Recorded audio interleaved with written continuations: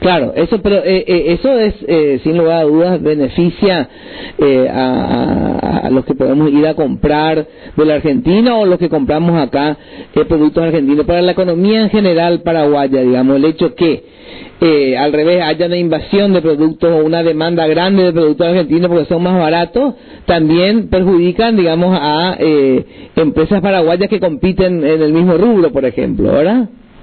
Sí, pero el efecto perjudicial se localiza, afortunadamente, solo a ese segmento de empresas que se han instalado para vender a Argentina y Brasil. Pero si tomamos la economía en conjunto, exacto, sí, como el sistema de traslación de precios se realiza por tipo de cambio, y nosotros tenemos una moneda fuerte como la que tenemos, y tenemos la situación fiscal por debajo de menos 1,5% del producto en rojo, y tenemos además nuestra balanza comercial más o menos ordenada. Entonces, en términos macroeconómicos, nos va a afectar, pero no tanto tampoco. Estábamos previendo que para este año íbamos a crecer en 4,4% en producto, ¿verdad? Y a lo mejor 0,2 o 0,3% se reduce a consecuencia de los problemas que tienen esas empresas, no pudiendo vender a la Argentina y tampoco con posibilidades de vender a argentinos en Paraguay que vienen a comprar a Paraguay. Eso ya ha pasado a la historia ahora.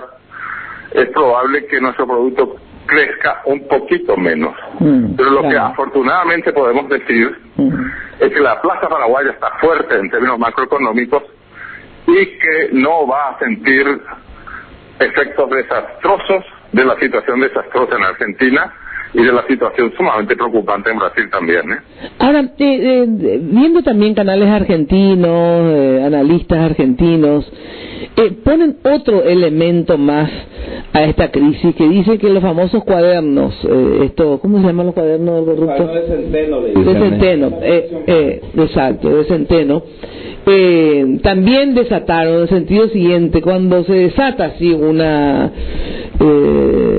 campaña grande contra la corrupción y que involucra a políticos importantes de alto nivel y a empresarios, etcétera, esto también genera crisis económica, Ricardo.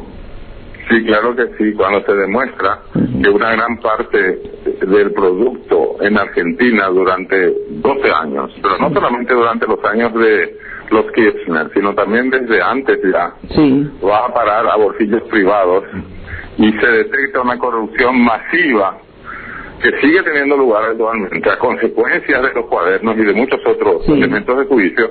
Esto por supuesto que es un golpe fuerte a una economía que ya está atribulada. Es decir, la economía argentina está postrada y encima se demuestra que le están robando a mansalva. Por supuesto que eso está muy mal, pero no dejemos de hablar de Brasil tampoco, porque Brasil hay que tener mucho cuidado con Brasil, porque tiene tanta influencia Brasil como Argentina. Claro. Entonces lo que podemos decir es que hay varias formas de fortalecernos ante los desequilibrios vertiginosos en Argentina y Brasil. Primero es mantener el tope del déficit fiscal. Segundo, mantener la estabilidad monetaria y sacarse de encima a todos esos zánganos que están saqueando permanentemente las finanzas públicas en Paraguay. Hay una lista impresionante, no solamente en el Poder Legislativo, también en la Fiscalía y también en el Poder Judicial. Mientras esa gente siga robando la recaudación tributaria como lo hacen, en forma legal e ilegal, y por supuesto que se debilita la economía paraguaya, de la misma forma que se debilita también la economía argentina con el saqueo sistemático que han hecho los Kirchner. Igual que se debilitó la economía brasileña con la corrupción sistemática con sus grandes empresas como Petrobras y Odebrecht, ¿no? En otras palabras, Mina, hay que tener mucho cuidado hoy en día porque todo el mundo está sensible. La ciudadanía también está harta en Paraguay. No se va a consolar con decir que la situación en Argentina está igual o peor que aquí, o que la situación en Brasil está igual o peor que aquí. Aquí es que tenemos que empezar a limpiar el sector público de todo eso zánganos, Mina. Estoy harto de decir esto todos los días. Bueno, pero a ver, ¿cómo hacemos para limpiar de todos los zánganos y que a la vez haya un lugar para esos zánganos de trabajo, digo. ¿Un lugar de trabajo para los que saquean el país? No, digo, yo no sé si te referís a los zánganos, a funcionarios públicos que cobran y están de más en la función pública. Me imagino a eso, o a cuál te referís, por ejemplo. Bueno, yo me refiero a los que realizan saqueo sistemático, en contacto con el mundo del AMPA. Ah, no, yo pensé que te referías a la cantidad de funcionarios públicos que hay, planilleros. No, yo me refiero a los funcionarios públicos de alto nivel que están saqueando el país. No, yo pensé que te referías a que había muchos funcionarios públicos zánganos, en el sentido que no están haciendo una tarea dentro de la función pública, pero que están ahí por favores políticos, etcétera, etcétera. Asuntos que ha de haber solamente sobrecarga eso, porque ganan un salario, yo te digo, de, no sé, 2,5 millones, 3, 4. Yo quisiera decir claramente que hay una parte importante del funcionariado público que está compuesta por gente honesta y trabajadora y que no está ganando lo suficiente. Yo me estaba haciendo referencia a los grandes saqueadores en los altos niveles de los poderes del Estado y de las entidades descentralizadas y de las entidades binacionales MINA. Ahora entiendo, porque siempre también cuando se habla pues de los zánganos, los funcionarios públicos, que hay muchos, que ha de haber solamente que varios, un porcentaje de planilleros, hay otros que trabajan categóricamente, como vos decís, y son muy buenos inclusive.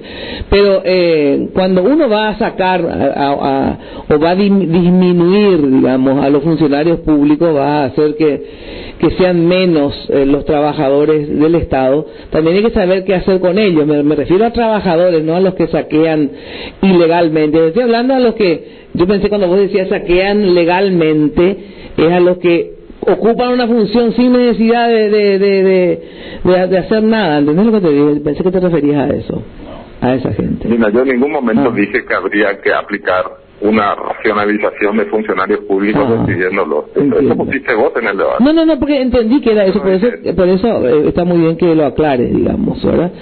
Porque cuando... Yo no estaba hablando de eso, yo estoy hablando de los monstruos que están saqueando permanentemente el país en contacto con el mundo del AMPA. Claro, ahora se entiende. De altos exponentes de los poderes del Estado. Claro, estamos hablando del funcionariado sencillo, honesto, trabajador, que también hay mucha gente así en el sector público. Claro. Ahora, cuando vos hablas del déficit fiscal, digamos que en nuestro caso decís que es hay que mantenerlo primero, en el sentido que no es tan alto, entonces hay que mantener ese déficit, que no suba, digamos, que no aumente. ¿Qué podría poner en riesgo aumentar? ¿Cuándo se aumenta, por ejemplo? Porque yo pensé, por eso también es que interpreté que podría ser por la cantidad de funcionarios públicos que hay o que se meten, etcétera, etcétera. ¿Cuándo se aumenta, por ejemplo, tanto el déficit fiscal? ¿Cuándo se dan muchos subsidios? ¿Cuándo, por ejemplo? Bueno, los ingresos públicos están compuestos en gran parte por la recaudación tributaria. Sí. La recaudación tributaria tiene una evasión impresionante que está siendo estimada en un 30%. Esto significa que existe un montón de potenciales contribuyentes, sobre todo los de nivel intermedio y superior en la estratificación de contribuyentes, que no están pagando los impuestos del caso. Pero de ese 70% que se recauda, hay también un porcentaje exorbitante de recaudación, es decir, de dinero de los contribuyentes, que está siendo apropiada ilegalmente por los saqueadores de siempre, que están trabajando en contacto con delincuentes perseguidos por la Interpol, o con lavadores internacionales de dinero, o con el narcotráfico. Mira, yo creo que hay que hablar diciendo al pan pan y al vino vino, ¿verdad? Sí. No se trata ahora de hacer un cálculo de coeficiente fiscal para tal y cual cosa, sin aclarar que la recaudación tributaria la evaden en un 30%, y que del 70% sobrante, que es escaso, y los funcionarios inescrupulosos se están metiéndose eso en el bolsillo. Eso hay que decirlo claramente, en tu radio y en todas las radios, ¿verdad? Claro. O sea, nosotros no estamos manejando un país inmaculado. Estamos llenos de ladrones en la función pública, Mina. En esas condiciones hay que tener mucho cuidado con el saldo rojo en la política fiscal. Porque ¿cómo no va a tener rojo si una gran parte no paga y otra gran parte roba lo que se recauda. Pero no solamente eso, es mucho más importante decir también que no tenemos meritocracia y que muchos de ellos fueron puestos ahí porque son operadores políticos, o porque son parientes, o porque son amigos, o porque son amantes. Es decir, no se contrata al funcionario público, salvo excepciones, ¿verdad?, por su trayectoria, por su capacidad, por su alta productividad, sino por esos atributos que acabo de mencionar. Bueno, o sea que en síntesis tenemos que cuidar algunos aspectos y podríamos salir por lo menos, no sé si ilesos, pero no tan heridos de estas crisis que de los vecinos, entonces. Sí, exactamente, eso es lo que estaba diciendo, que a pesar de todo, sí, como tenemos disciplina fiscal, y espero que no superemos ese límite máximo de saldo rojo, y como tenemos la posibilidad también de una política monetaria bajo control, o sea, no está imprimiéndose dinero al santo cohete, y tenemos además un crecimiento económico que, aunque es desigual, sigue existiendo crecimiento económico. Entonces, en esas condiciones, el acoso devaluatorio argentino y brasileño pueden hacer poca mella en el país. Y aparte de eso, ya hemos visto también de que algunas consecuencias son positivas para los estratos bajos y para la compra de productos argentinos y brasileños más baratos que antes. Y por último, si tuviéramos que decir qué posibilidad de salida tiene la Argentina, digamos. Y resulta que es sumamente difícil, Mina, cerrar la página o el libro de los desequilibrios fiscales y de comercio internacional de la Argentina así nomás. Eso va a llevar generaciones. No es tan fácil. ¿Y qué generaciones? Por ejemplo, ¿cuántos años? ¿10, 20, 30? Eso no se puede saber, pero yo pienso que... Pero vamos a suponer que vos hagas las tareas todas, y vos le das unas recomendaciones, tipo el médico, y el paciente hace todo, toma todita la medicina que le decís. ¿Cuánto tiempo llevaría? Yo le aconsejaría a Macri que ponga en marcha una reforma del sector público en forma rápida y no en forma gradual como estaba intentando hacer, y ver la forma de que esas medidas que no necesitan aprobación de los sindicatos y tampoco de la oposición política partidaria sean puestas en marcha de inmediato. ¿Cómo qué, por ejemplo? Eso que anunció ayer y anteayer, eso ya está por buen camino, ¿verdad? Pero aquellas otras medidas que son necesarias también, pero que no tienen mayoría en el Congreso porque responden a partidos de la oposición.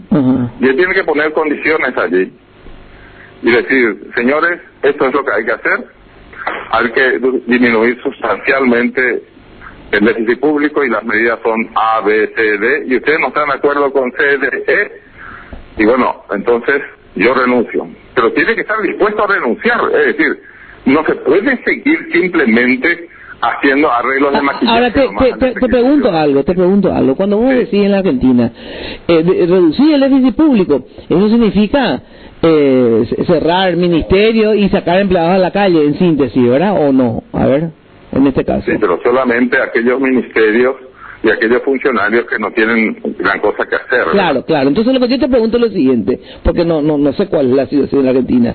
Si vos, no sé si hay un 20% o un 30% de disminución que hay que hacer en relación al funcionario público. ¿Qué haces con esa gente en la calle? Te pregunto. Porque vos me decís, no tiene que ser gradual.